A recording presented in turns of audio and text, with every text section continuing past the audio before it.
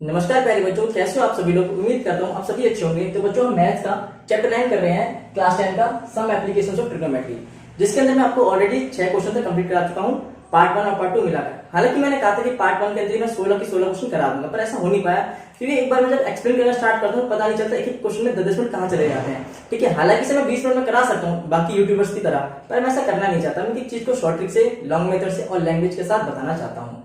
ठीक है, तो हम इस वीडियो के अंदर क्वेश्चन नंबर 7 से स्टार्ट करेंगे और कोशिश करूंगा मैं ज्यादा से ज्यादा क्वेश्चन कराने की। तो बिना टाइम इसके स्टार्ट करते हैं। ठीक है, तो हमारा क्वेश्चन नंबर 7 जो है आपको स्क्रीन पे दीजिएगा। पूछा क्या हुआ है, क्वेश्चन ने बोला है कि एक बिल्डिंग है, क्या बोला है, एक बिल्डिंग है, कितने मीटर की, 20 मीटर की एक बिल्डिंग है, कितने मीटर की, 20, और उस बिल्डिंग पर क्या लगा हुआ है, टावर लगा रखा है। ठीक है, एक टावर खड़ा किया हुआ है, और ये क्या है आपका, ये जो पॉइंट होगा बच्चों आपका, ये क्या है, बिल्डिंग है बी से, और ये क्या है, टावर है टी से। ठीक है, पॉइंट अगर मैं रखना चाहूं तो मैं इसके पॉइंट ऐसा रख दूंगा कि ए बी जो मेरा है टावर और बी सी है मेरा बिल्डिंग। ठीक है, और क्वेश्चन ने क्या बोला हुआ है कि ग्राउंड से लेकर टावर के, ये क्या है, टावर है, टावर के बॉटम का एक एंगल ऑफ एलिवेशन, उसी पॉइंट से टावर के टॉप का एंगल ऑफ एलिवेशन दे रखा है उसने। ठीक है, कितना दे रखा है, ग्राउंड के किसी एक पॉइंट से टावर के बॉटम, यानी कि टावर का बॉटम ये है, टावर का टॉप ये है, ये बिल्डिंग है, बिल्डिंग का बॉटम ये है, बिल्डिंग का टॉप ये है, यानी कि बिल्डिंग का टॉप और टावर का बॉटम सेम ही पॉइंट होगा। ऑब्वियस सी बात है, जब बिल्डिंग है, बिल्डिंग पे टावर खड़ा किया हुआ है, तो बिल्डिंग के टॉप पर ही तो एक टावर खड़ा किया होगा, ऑब्वियस सी बात है। तो क्या बोला, उस ग्राउंड पर जो एक पॉइंट है उससे टावर का जो बॉटम का एंगल ऑफ एलिवेशन कितना दे रखा है, 45 डिग्री दे रखा है। ठीक है, और उसी पॉइंट से टावर के टॉप का एंगल ऑफ एलिवेशन कितना दे रखा है, वो 60 डिग्री दे रखा है, कितना, 60 डिग्री। अब आपको ये चीज समझ आ रही है, तो पता ही होगा आपको, बेसिक बात है। अब मैं आपको यहाँ पे मेंशन करना चाहूं तो कैसे होगा, देखिए एक ट्रायंगल आपका बनेगा बी, इस पॉइंट को दे लेता हूं, डी दे देता हूं। ठीक है, ठीक है, ए बी सी डी, तो आपका एक ट्रायंगल बनेगा ए सी डी और एक बनेगा बी सी डी, दो ट्रायंगल बन गए। छोटे वाले ट्रायंगल के अंदर जो आपका पॉइंट है वो एंगल ऑफ एलिवेशन टावर के बॉटम को दिखाएगा। बड़ा वाला जो ट्रायंगल होगा वो एंगल 60 बना रहा है, वो एंगल 60 बना रहा है। इसके अगर मैं दो छोटे ट्रायंगल बनाना चाहूं तो ऐसे बना सकता हूं। ठीक है, एक एंगल 60 डिग्री जो होगा ए सी डी, और एक और बनाना चाहूं तो वो कुछ बनेगा इस तरह से कि बी सी डी, ये 90, ये भी 90, और ये एंगल कितना है, 45 डिग्री का। उम्मीद करता हूं आपको समझ में आ गया, हालांकि तो बेसिक बात आपको आती ही होगी। और हमसे क्वेश्चन ने क्या पूछा है, हमसे क्वेश्चन ने पूछा है कि बताओ इस टावर की हाइट कितनी है जो टावर बिल्डिंग के ऊपर लगाया गया है, उस टावर की हाइट हमें बतानी है। तो बहुत आसान क्वेश्चन है, कुछ है नहीं क्वेश्चन में। थोड़ी सी लैंग्वेज लिख लेते हैं, क्या लिखेंगे कि लेट कर लेते, जो चीज पूछी जाती है सबसे पहले उसी को लेट कर लो। क्या पूछा हुआ है, हाइट पूछी हुई है, तो लेट द, क्या लिख लूं, let the height of the tower,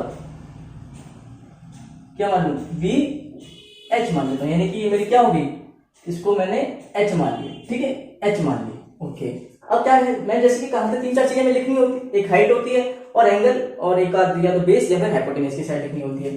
तो बच्चों टावर की हाइट के लिए तो लिख लिया, लैंग्वेज लिख ली। अब किसके लिए लिखें, एंगल ऑफ एलिवेशन के लिए लिखते हैं। ठीक है, तो कैसे लिखेंगे, एंगल ऑफ एलिवेशन किसका, of bottom and top of the tower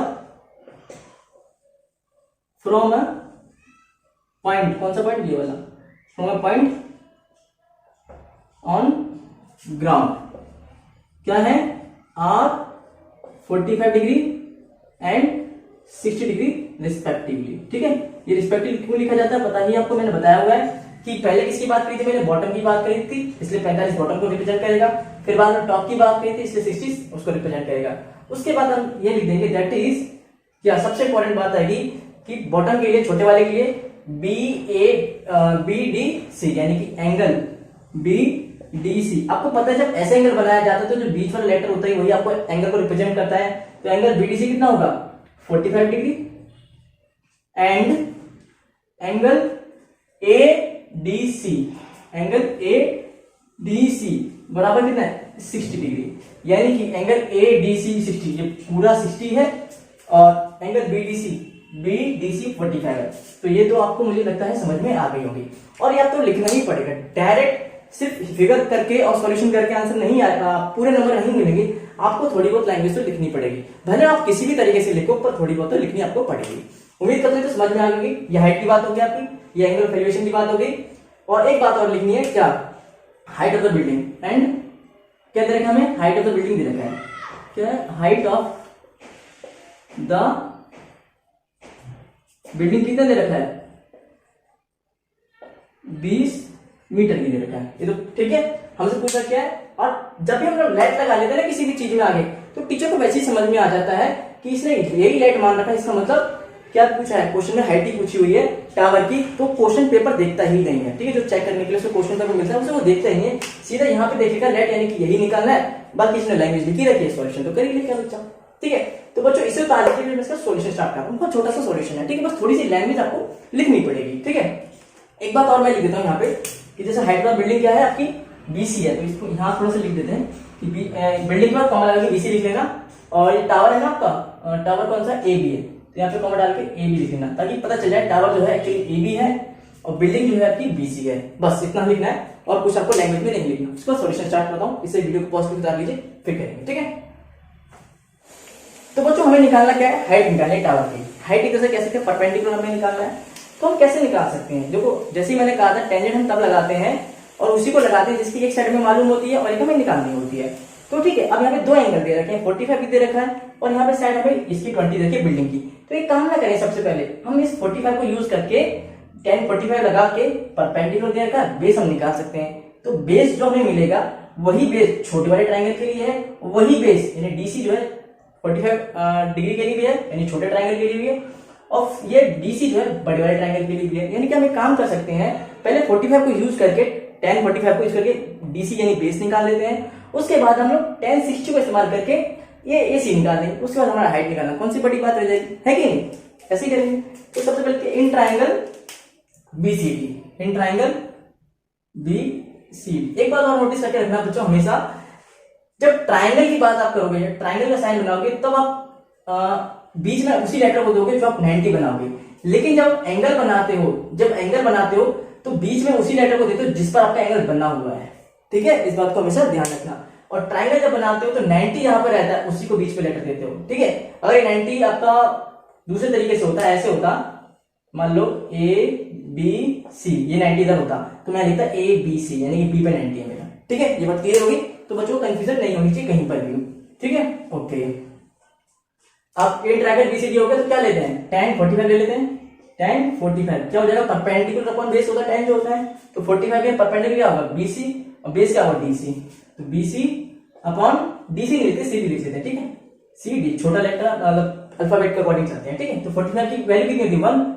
BC मालूम है क्या? बीसी मालूम है, 20 मीटर मालूम है, और सीडी नहीं मालूम, तो सीडी को सीडी रहने देते हैं। तो क्रॉस मल्टीप्लाई करेंगे, सीडी का 1 मल्टीप्लाई सीडी आ जाएगा, 1 का 20 में 20, यानी सीडी की बच्चों की वैल्यू आ गई वो 20 आ गई। कितनी? 20, यानी कि सीडी की वैल्यू भी कितनी आ गई? इसकी वैल्यू आपकी 20 मीटर निकल के आ गई। आपका बीसी वो था ही, पर सीडी भी कितना निकले, यानी कि आपकी कितनी? 20 निकल के आ गई है। ये भी क्यों होता है बताऊं?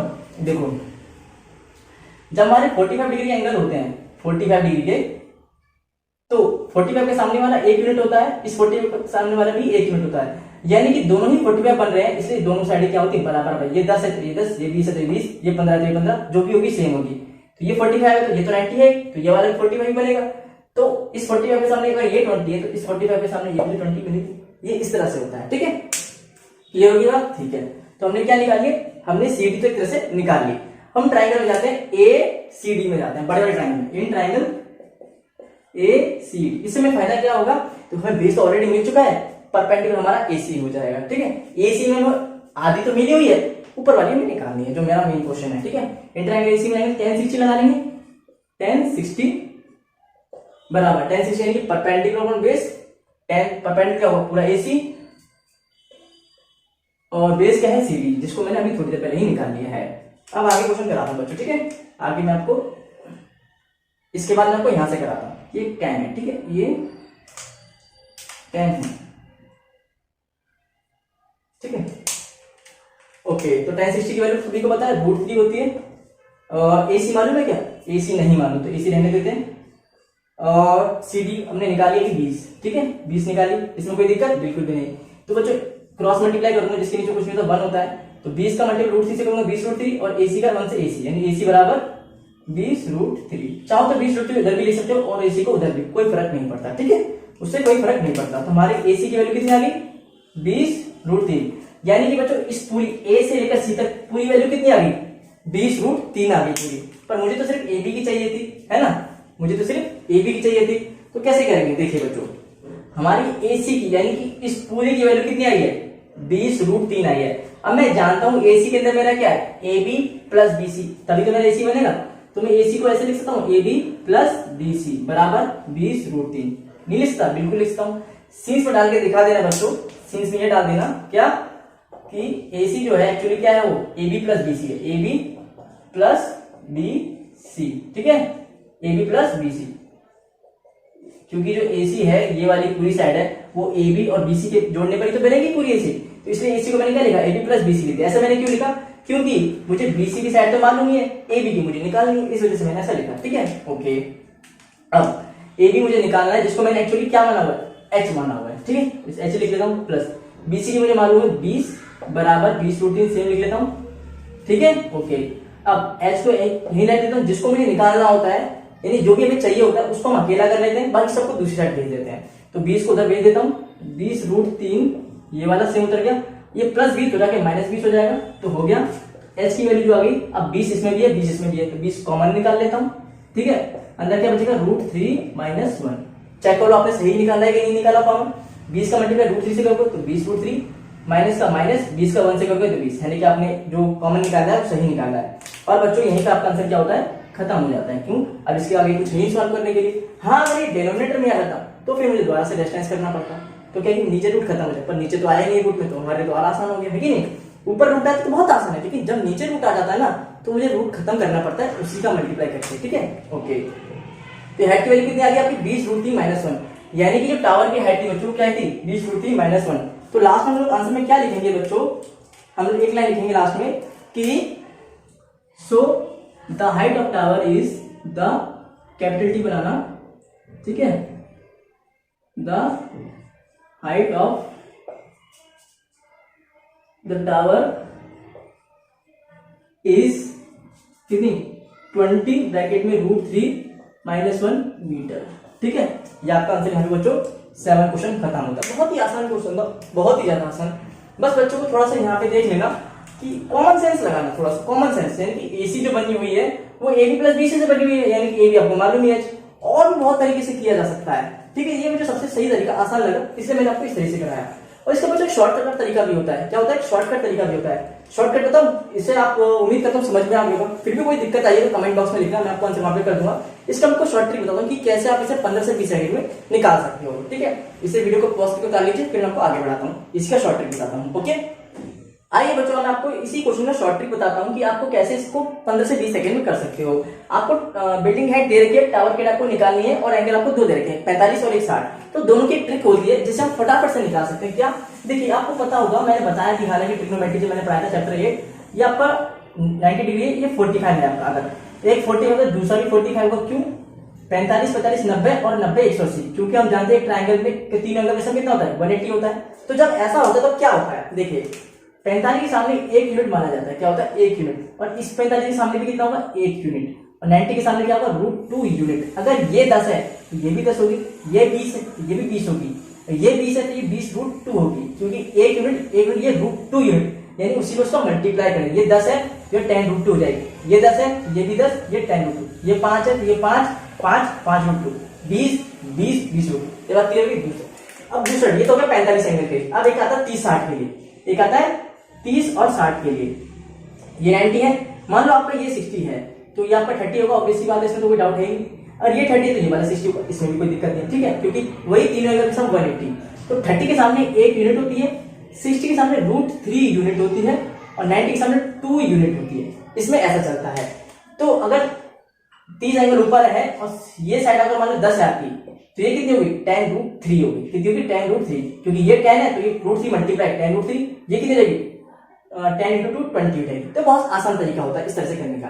तो हम इसी को इस्तेमाल कर लेते हैं, प्रैक्टिस हो जाती है। अभी आपको नया लग रहा होगा, पर प्रैक्टिस में 15 से 20 सेकंड में जो कॉम्पिटेटिव एग्जाम की तैयारी करते हैं, SSC रेलवे UPSC, वो इसी को इस्तेमाल करते हैं, वो सॉल्व के चक्कर में नहीं पड़ते, वो 15 से 20 सेकंड से भी कम में आंसर निकाल देते हैं इसका। ठीक है, अब देखिए आपने ये तो निकाल लिया, अब इस वाले के लिए कैसे करेंगे?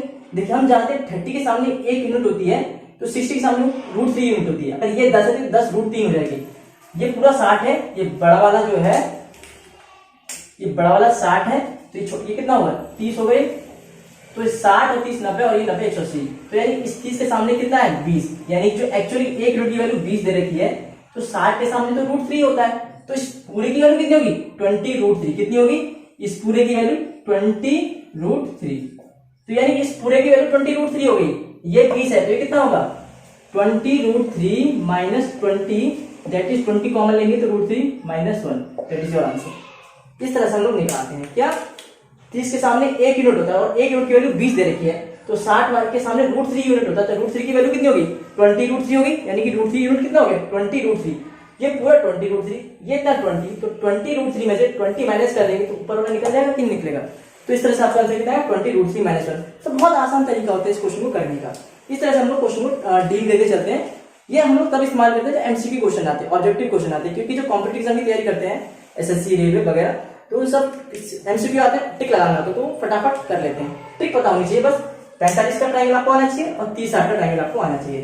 30 के सामने 1 यूनिट की वैल्यू है, 1 यूनिट होता है यहाँ पे, 1 यूनिट की वैल्यू 20 दे रखी है, तो 60 के सामने √3 यूनिट होता है, उसकी वैल्यू कितनी होगी? 20 √3 होगी। अब पूरा 20 √3 है और इतना पहले से 20 दे रखा है, तो माइनस करने हमारा कौन सा जा रहा है? 20 √3 में से 20 हटा दिया, कितना बच गया? 20 कॉमन लेके √3 माइनस 1 बच गया। इस 20 √3 में से माइनस 20 कर दिया तो कितना आ गया? सिंपल तरीका होता है, कोई दिक्कत वाली बात नहीं होती। ठीक है बच्चों, अब आगे बढ़ते हैं क्वेश्चन नंबर 8 पर। ओके, उम्मीद करता हूं आपको ये समझ में आया होगा। फिर भी कोई दिक्कत है तो कमेंट में लिख दिया कीजिए, मैं आपको आंसर में कर दूंगा। ठीक है, देखिए बच्चों अब आते हैं क्वेश्चन नंबर 8 पर। हालांकि इसे मैंने आधा सॉल्व कर दिया, क्यों कर दिया? क्योंकि क्वेश्चन नंबर 7 और क्वेश्चन नंबर 8 बिल्कुल सेम था। ठीक है, तो जैसे मैंने 7 लगाया था बिल्कुल सेम उसी तरह से जो क्वेश्चन नंबर 8 है। फर्क कितना है? पहले आपको यहाँ पे 20 मीटर की बिल्डिंग दे रखी थी, उस पर टावर खड़ा कर रखा था, तो ऊपर वाला आपको बताना था, ऊपर वाली हाइट बतानी थी टावर की। इस बार क्या किया है? इस बार ऊपर की दे रखी है, नीचे की आपको बतानी है। क्या कर रखा है? बेसिकली क्वेश्चन थोड़ा समझा देता हूं, होता क्या है। क्वेश्चन में क्या करके पेडेस्टल है, उस पर एक स्टैचू रखा गया है, स्टैचू यानी कि पुतला रखा गया है। देखो पुतला जब बनाया जाता है उसके ऊपर नीचे से कुछ बेस सा बनाया जाता है, उसी के ऊपर पुतला खड़ा किया जाता है। तो वही जो पेडेस्टल यानी कि जो बेस जिसे हम लोग कह सकते हैं, तो वो आपको बताना है उसकी हाइट, और स्टैचू यानी पुतले की हाइट आपको 1.6 मीटर दे रखी है। और एक पॉइंट से जो पेडेस्टल का टॉप का एंगल है वो 45 डिग्री है, और उसी पॉइंट से स्टैचू के टॉप का एंगल ऑफ एलिवेशन 60 डिग्री का है। ठीक है, इसमें मैंने लिख दिया। जो चीज निकालनी थी मुझे पेडेस्टल की हाइट निकालनी थी, तो let the height of the pedestal को मैंने h मान लिया, इसको भी मैं क्या मान लूं? h मान लेता हूं। ठीक है, ओके। फिर क्या दिया सेकंड पॉइंट मैंने? Let sorry the height of the statue कितनी है? 1.6 मीटर। जो मुझे पता है उसमें इक्वल टू में देता हूं, जो मैं लेट कहता हूं उसमें b से देता हूं। ठीक है, या फिर देते हैं हम लोग angle of elevation of the top of the statue, top of the statue यानी कि ये पॉइंट लिख दो ब्रैकेट में, ये a। ठीक है, एंड पेडेस्टल यानी कि b आर 60 डिग्री, यानी कि स्टैचू के टॉप का एंगल ऑफ एलिवेशन 60 डिग्री का है, और पेडेस्टल के टॉप का एंगल यानी कि b कितना है? 30 डिग्री का है। और रिस्पेक्टिवली लगाना है, इसका मतलब क्या होगा? पहले टॉप ऑफ स्टैचू की बात की जो 60 रिप्रेजेंट कर रहा है, उसके बाद टॉप ऑफ पेडेस्टल की बात की जो 30 डिग्री रिप्रेजेंट कर रहा है। आप बस सोच रहे होंगे आपने टॉप ऑफ क्यों लिखा? आपकी मर्जी तो लिख सकते हो या फिर नहीं भी लिख सकते। क्यों? क्योंकि आपने पहले यहाँ पर टॉप ऑफ लिख दिया है, top of the statue and pedestal, यानी कि दोनों की दोनों टॉप की ही बात हो रही है। ठीक है, ये हो गया। अब इसी वजह से बड़े वाला है तो एंगल ADC 60 डिग्री हो गया, ADC 60 डिग्री, और छोटा वाला जो एंगल 45 डिग्री पर है इसलिए BDC 45। कोई दिक्कत? ठीक है, इसे वीडियो को पॉज करके उतार लीजिए, फिर आपको उसका सॉल्यूशन करा देता हूँ। सॉल्यूशन भी बहुत ज्यादा आसान है, कुछ है नहीं। ठीक है, ओके। सेम उसी तरह से शायद आप कर भी लोगे या कर ही लोगे, चलो फिर मैं बता देता हूँ। ठीक है, देखिए सेम उसी तरह से करेंगे जैसे पहले किया था। इन ट्राइंगल पहले किसमें जाते हैं? छोटे वाले में चले जाते हैं। In triangle BCD, in triangle BCD, तो tan 45 लगा लेते हैं। 45 है ना? हाँ, 45 कितना हो जाएगा? BC/CD, BC/CD। BC दे रखा है? नहीं दे रखा है, H माना हुआ है उसे मैंने। क्या माना हुआ है? H माना हुआ है। CD मालूम है? CD भी नहीं मालूम, कोई बात नहीं। ठीक है, 45 तो मालूम है ना 1, 10 की वैल्यू 1, ये हो गया H/CD, H/CD, यानी कि जो CD की वैल्यू है वो किसके बराबर है? वो H के बराबर है। किसके बराबर? H, यानी कि ये जो वैल्यू थी मेरी उतनी ही वैल्यू मेरी ये भी निकलेगी, सेम निकलेगी। क्यों? 45 है तो ये भी 45 होगा, तो इसके सामने जो रहेगा उसी के सामने वो भी रहेगा। ये तो बात पहले ही बता चुका हूँ। ठीक है, अब किस में जाते हैं, इन ट्राइंगल ACD में tan 60 लगा लेते हैं। परपेंडिकुलर क्या होगा, AC और क्या होगा, DC, यही होगा। ठीक है, अब आगे सॉल्व यहां पे करा लेता हूं। ठीक है, तो tan 60 वैल्यू √3 और AC क्या है एक्चुअली, AC आपका है 1.6 प्लस h, 1.6 प्लस h लिख देना साइड में, सिंस AC बराबर 1.6 प्लस h। ठीक है, क्यों, ये AC पूरा है जिसमें 1.6 इतना और h इतना। ठीक है, ओके, ये हो गया AC। DC आपको मालूम है, DC आपने निकाला है, यानी कि CD आपने पहले निकाला है, कितना h। ठीक है, उसका मैंने h यहाँ पे लिखा, कोई दिक्कत बिल्कुल भी नहीं। क्रॉस मल्टीप्लाई करूंगा तो कितना आ जाएगा, h√3 आ जाएगा। क्यों, जिसके नीचे कुछ नहीं होता 1 होता है, h का मल्टीप्लाई √3 पे h√3। आप पूछोगे √3 h क्यों नहीं लिखा, क्योंकि h√3, क्योंकि हमेशा वेरिएबल आगे लिखना पड़ेगा। क्या लिखना पड़ेगा, वेरिएबल आगे लिखते हैं। 1 का मल्टीप्लाई 1.6 प्लस h तो सेम वही आ जाएगा, 1.6 प्लस h। कोई दिक्कत बिल्कुल भी नहीं। ठीक है, अब क्या करूंगा, इस h को इधर ले आता हूं, तो h की वैल्यू जो आएगी h, अब क्या होगा बच्चों,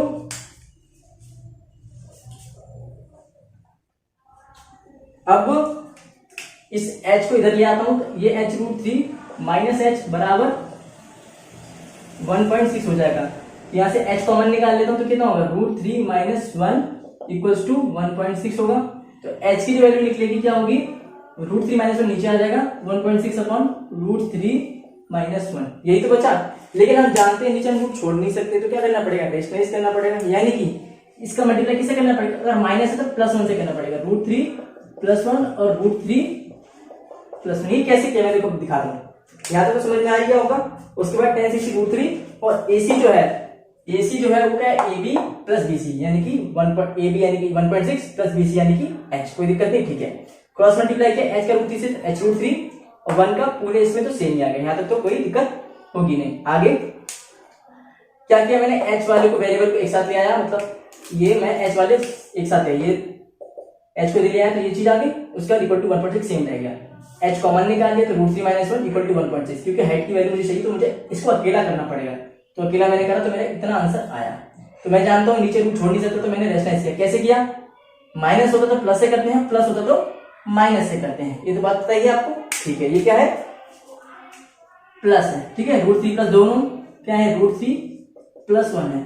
ठीक है, अभी आगे सॉल्व कराता हूँ यहाँ पर। ठीक है, ये क्या आ गई, 1.6 का √3 + 1 मल्टीप्लाई जब कितना आएगा, 1.6 ब्रैकेट में √3 + 1 सेम रह जाएगा।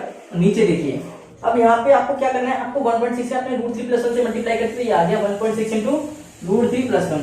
अब बाकी जो रह गया आपका √3 - 1 इंटू √3 + 1, इसे कैसे सॉल्व करोगे, क्या √3 - 1 इंटू √3 + 1, क्योंकि ये आपस में मल्टीप्लाई हो जाएंगे। पर करोगे कैसे, देखिए बच्चों, हम यहाँ तक तो कर चुके हैं कि जो h है यानी कि जो हाइट हमारी ये कितनी आई है, 1.6 इंटू √3 + 1 अपॉन में √3 - 1 इंटू √3 + 1। अब मैं इसके बाद आपको यहाँ पे करा दूं, देखिए थोड़ा सा बस कैलकुलेशन है और कुछ नहीं है।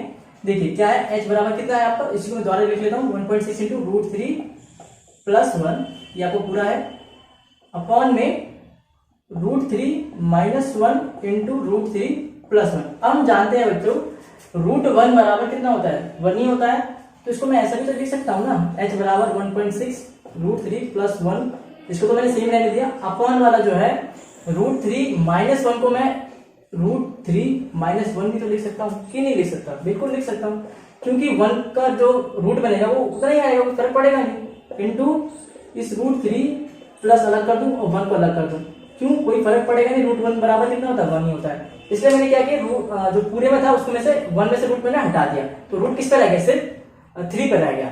ऐसा मैंने क्यों किया, ऐसा मैंने इसलिए किया ताकि मैं एक फॉर्मूला हमने पढ़ा हुआ है बच्चों, क्या, a - b और a + b क्या होता है, a² - b² होता है, यानी कि a का स्क्वायर कर दो माइनस b का स्क्वायर कर दो, इससे हमारा आंसर बहुत जल्दी आ जाएगा।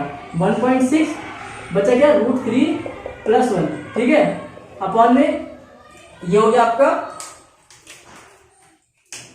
a, ये b, ये a, ये b, यानी क्या करना है, a² - b² लगाना है। कैसे लगाएंगे, a² - b², दैट इज √3 का स्क्वायर माइनस 1 का स्क्वायर, क्यों, a आपका √3 है और b आपका 1 है, तो h बराबर 1.6 क्या आ गया, √3 + 1, ये पूरा रूट के अंदर है, ऊपर वाला पूरा रूट में है, ठीक है। √3 का स्क्वायर दैट इज 3 माइनस का माइनस 1 का स्क्वायर 1। जो सॉल्व करने पे कितना आएगा बच्चों आपका, बस एक दो स्टेप और रह गए, बस थोड़ा सा कैलकुलेशन लंबी है, बाकी इसमें कुछ है नहीं क्वेश्चन में खास, बस थोड़ी सी कैलकुलेशन है। 1.6 √3 प्लस 1 अपॉन में 3 में से गया 2, अब इस 2 से ये 1.6 0.8 बार में कट जाएगा, तो कितना है h बराबर 0.8 √3 प्लस 1, बस और कुछ भी नहीं है, कुछ नहीं। और बच्चों कुछ भी नहीं, आपका आंसर आ चुका है। लास्ट में एक लाइन लिख देंगे क्या, height of the so the height of the pedestal is 0.8 into √3 plus 1 metre, क्या मीटर। ये आपको बच्चों यहाँ पे 8 आंसर खत्म होता है।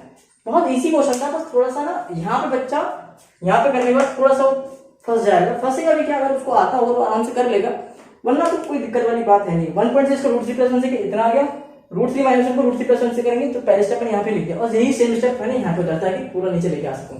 उसके बाद मैंने क्या किया, माइनस का माइनस छोड़ दिया, इस जो पूरे पे रूट था एक्चुअली, इस √3 माइनस 1 को मैंने लिख दिया √3 माइनस अलग करके 1, क्योंकि 1 पे रूट लगाना और ना लगाना एक ही बात है, क्योंकि √1 इक्वल टू 1 होता है। इसको मैंने सिंप्लीफाई कर दिया, फिर ए बी लगा के a² माइनस b² का फॉर्मूला लगा दिया, जिससे मेरा आंसर फटाफट। अदरवाइज बच्चे अगर करेंगे तो उसे थोड़ा सा ना बहुत ज्यादा टू आंसर लेके आ जाएंगे, जिससे उनका आंसर नहीं आएगा, ठीक है। तो बच्चों को क्या करना पड़ेगा, यहाँ से ना रूट हटाना पड़ेगा, तब उनका आंसर फटाफट से आ जाएगा। बस यही स्टेप तो यहाँ पे जो था स्टार स्टेप इसके बाद है, बाकी क्वेश्चन में कुछ भी नहीं था, ठीक है। तो बच्चों इस वीडियो के अंदर मैंने आपको क्वेश्चन नंबर 7 और क्वेश्चन नंबर 8 कंप्लीट करा दिया है, बहुत अच्छे से समझाया है, उनके शॉर्ट ट्रिक भी बताया और लैंग्वेज के साथ मैंने क्वेश्चन कराए हैं। हालांकि मैंने कहा था मैं ज्यादा से ज्यादा क्वेश्चन करने की कोशिश करूंगा, पर मुझे लगा टाइम ठीक ठाक हो गया है, 20 से 25 मिनट हो गया है, और इतना ही बच्चा एक वीडियो में देख पाता है। और अगर वो डाउनलोड भी करना चाहता है तो उसके पास डाटा उतना ही रहता है कि वो 20 से 25 मिनट की वीडियो डाउनलोड कर सके, उससे ज्यादा डाटा उसका पास बच्चे के पास भी नहीं रहता, और भी काम होते हैं, ठीक है। तो बाकी क्वेश्चन आपको नेक्स्ट वीडियो में कराऊंगा। अगर आपको वीडियो पसंद आई हो, हेल्पफुल रही हो आपके लिए, तो प्लीज वीडियो को लाइक करना, चैनल को सब्सक्राइब करना और अपने सभी दोस्तों में शेयर करना। मिलते हैं अगली वीडियो में। राधे राधे।